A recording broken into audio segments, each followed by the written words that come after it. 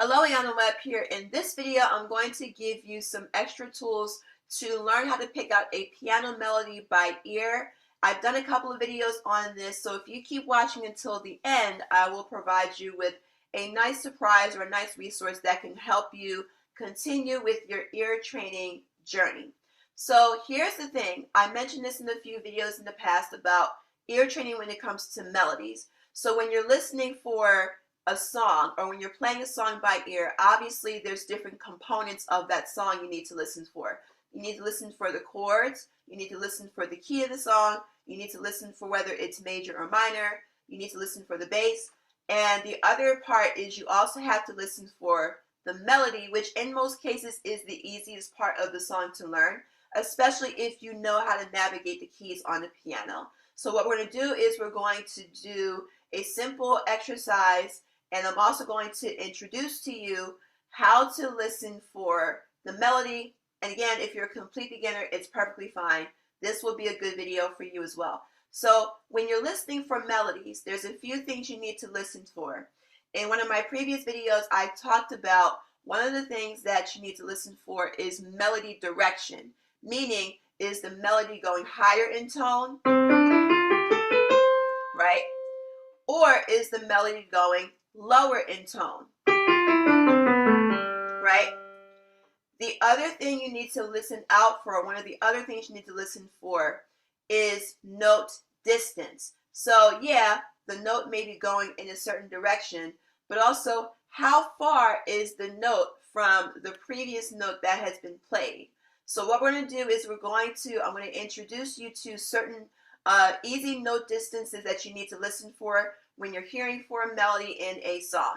So here, and by the way, if you're a complete beginner, two things you need to know. Number one, fingers have numbers in piano. So thumb is number 1, and it goes 2, 3, 4, 5. And likewise with the left hand. Thumb is number 1, and it goes 2, 3, 4, 5.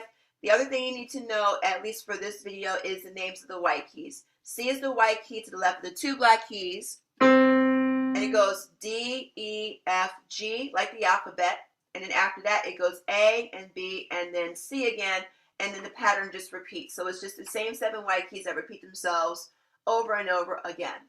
So here, when we talk about note distances, right, we usually identify them by these things called intervals, or an interval in music, meaning the distance between two keys. So from here to here is an interval.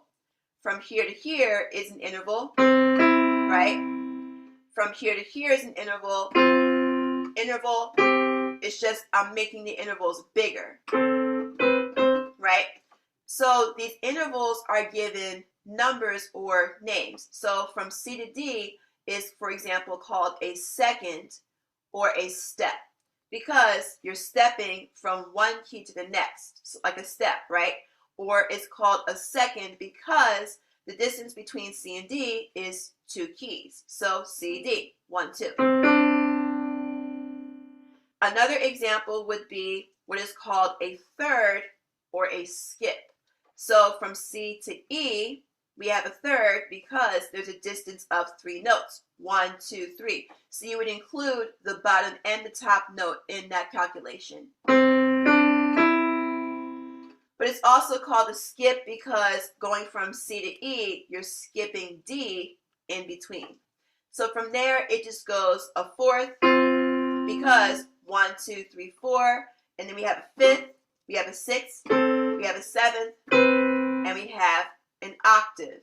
So octave obviously referring to the distance of 8 keys. In this video, we're going to be talking about 2 intervals, which is the step and the skip. And we're going to do a little bit of ear training to hear the distance between the two. So let's talk about the step, for example. If you hear a step, right, or if you're listening to a step, you're going to hear that the notes are almost up against each other, right? So this is a step, this is a step. Even if I were to play F and G, the distance is the same between these two, even if the notes are different, and you still hear that close almost clash between them, right?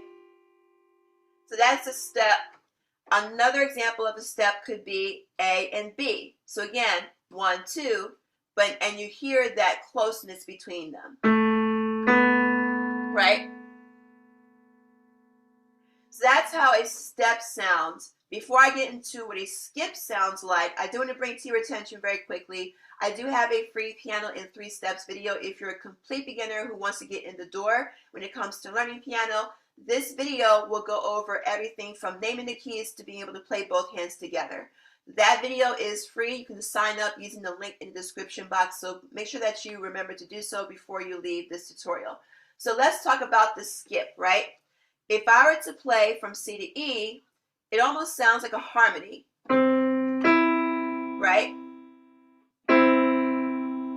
And you can hear that these two notes are a little bit further from each other than if they were to be a second. So let's listen to a second.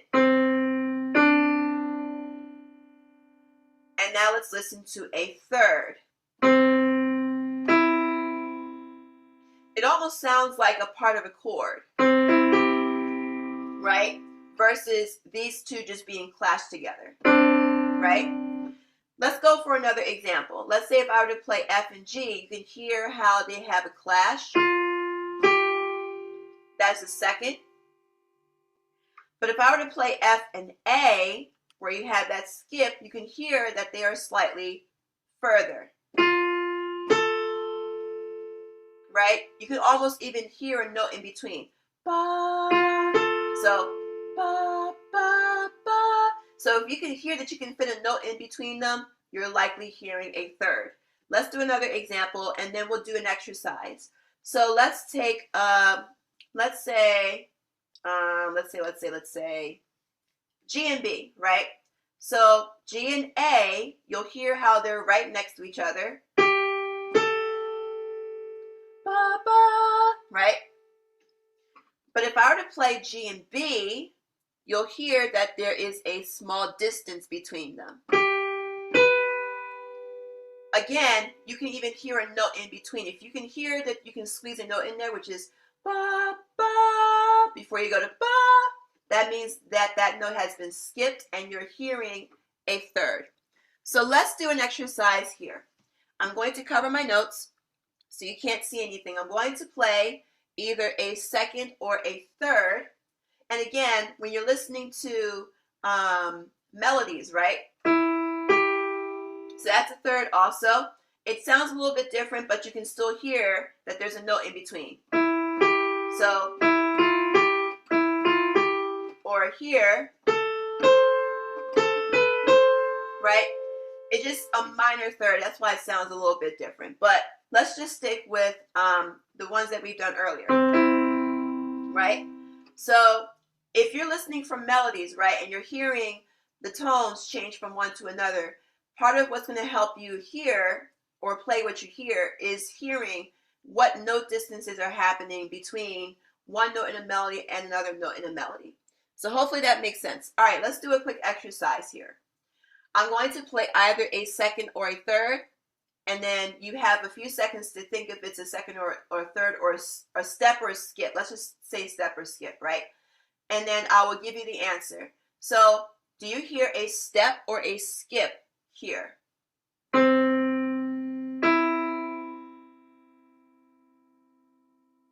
I'll play it again.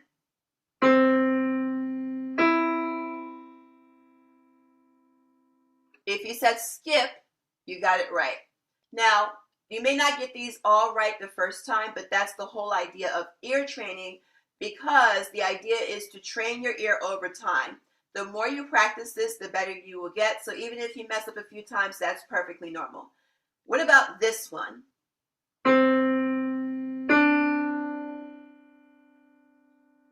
I'll play it again.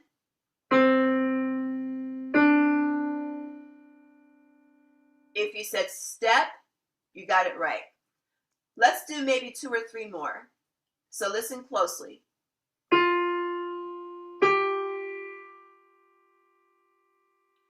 I'll play it again.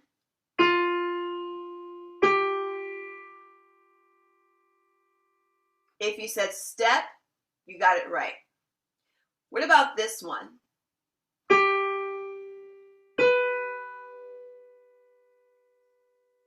I'll play it again.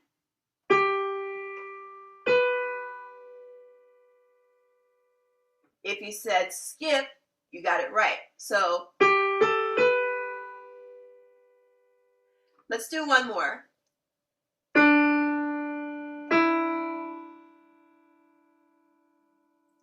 I'll play it again.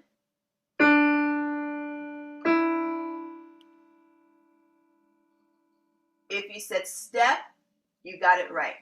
So feel free to go back to playing this video a couple more times just to work through that exercise. And again, this will help you build your ear when it comes to listening for full melodies that have those steps and skips between them. And this will help you be able to figure out how to build the melody that you're listening to. And you go, oh, this part of the melody, this note is going a step up or a step down or a skip up or a skip down. This is a really easy exercise to get your foot in the door when it comes to ear training for melodies. I did mention I was going to give you guys another cool little surprise. I have another video that goes over how to listen for melody directions, whether it's going up or whether it's going down. I will provide a link to that video at the top right corner of this tutorial. And if this was helpful, a few things, make sure that you not only subscribe, but turn on the notification bell, because even if you subscribe, it does not mean that when I post a new video once a week that you will get the alert. When you turn on the notification bell, that's going to send you the alert to your phone whenever I post a new tutorial here. And again, most of my tutorials are for complete beginners. So again, if you like this video, subscribe, turn on the bell, and hit the like button. It helps my videos get more views. And also share this with other people who you think might find this helpful. And if you have any questions, feel free to put them in the comment section. I'll be more than happy to help you there. So thank you for watching. I look forward to seeing you in the next tutorial. Take care.